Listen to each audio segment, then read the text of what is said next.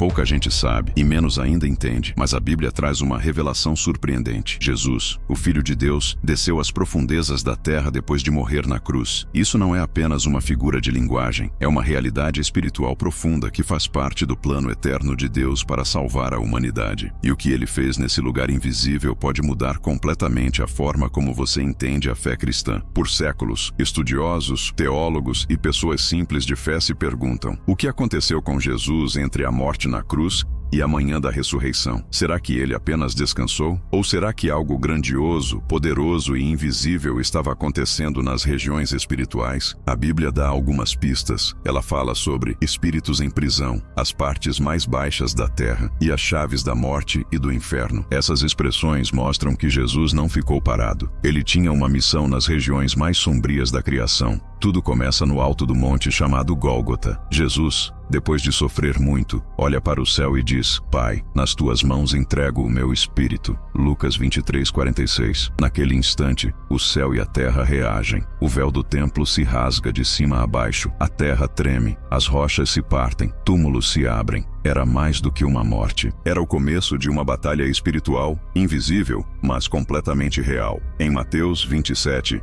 lemos que muitos corpos de pessoas justas ressuscitaram e apareceram em Jerusalém. Isso mostra que, quando Jesus morreu, algo poderoso estava acontecendo no mundo espiritual. Na época de Jesus, quando alguém morria, não ia direto para o céu ou para o inferno como muitos pensam hoje. Segundo a tradição judaica e os próprios ensinamentos de Jesus, todos os mortos iam para um lugar chamado Sheol, o mundo invisível dos mortos. Esse lugar era dividido em dois lados. De um lado, o seio de Abraão, onde os justos descansavam em paz. Do outro, um lugar de tormento, onde estavam os ímpios. Um grande abismo separava esses dois lados. E foi para esse lugar espiritual que Jesus foi. Mas ele não chegou lá como um derrotado.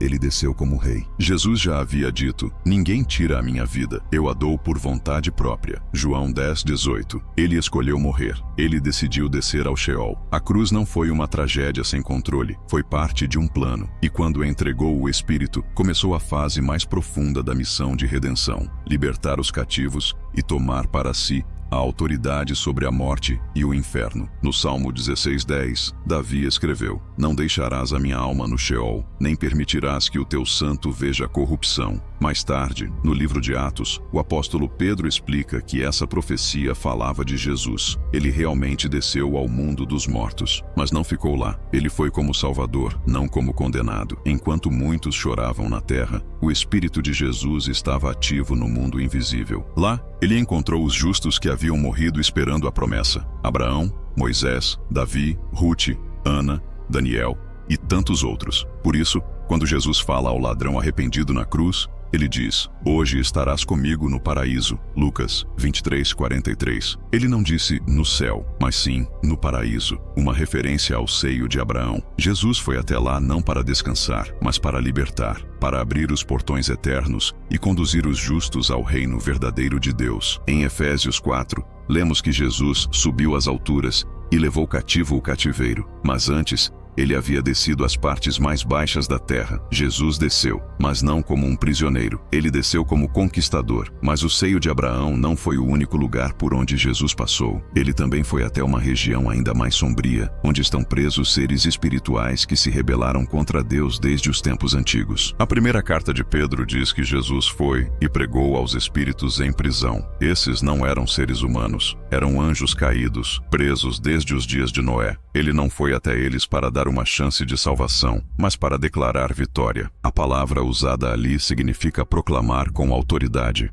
como um rei que anuncia sua conquista. Era como se ele dissesse: a cruz venceu, o plano de Deus foi cumprido, o domínio do mal acabou. Depois disso, Jesus tirou os justos daquele lugar de espera e os levou à presença do Pai. Eles não estavam mais em cativeiro, agora estavam livres, redimidos. Mateus 27 mostra que até alguns corpos ressuscitaram. Foi um sinal visível de uma libertação espiritual profunda. Como Paulo escreve, ele levou cativo o cativeiro, o paraíso provisório se esvaziou, o céu verdadeiro se abriu, mas ainda havia uma última etapa. Antes de voltar em corpo glorificado, Jesus precisava entrar no santuário celestial, o verdadeiro, e apresentar seu próprio sangue. Hebreus 9:12 diz: não com sangue de bodes, mas com o seu próprio sangue. Ele entrou uma vez por todas, no lugar santíssimo, e garantiu a redenção eterna. Ele entrou no trono do próprio Deus, não como mártir, mas como o sumo sacerdote eterno. Ali, o plano de salvação foi selado. Enquanto o mundo ainda chorava e os guardas vigiavam o túmulo, o céu já celebrava. E então, na manhã do terceiro dia, a pedra foi removida, não para que Jesus pudesse sair, mas para que todos vissem. Ele já havia ressuscitado. A morte foi vencida, o inferno envergonhado, o abismo derrotado. Na cruz, Jesus gritou: está consumado. João 19:30. Mas essa consumação não foi apenas naquele momento. Ela se estendeu pelos 3 dias seguintes, dias em que Jesus percorreu os lugares mais profundos da realidade espiritual, cumprindo com perfeição o plano de redenção criado antes do mundo existir. É por isso que o Evangelho é tão poderoso. Nós não seguimos apenas um exemplo de bondade, nós adoramos um Deus que enfrentou a morte de frente, desceu até o fundo do abismo, venceu as trevas, libertou os cativos e apresentou o sangue da nova aliança diante do Pai, não só por nós, mas no nosso lugar, para que nunca mais estivéssemos perdidos, condenados ou sozinhos. Esse período entre a cruz e a ressurreição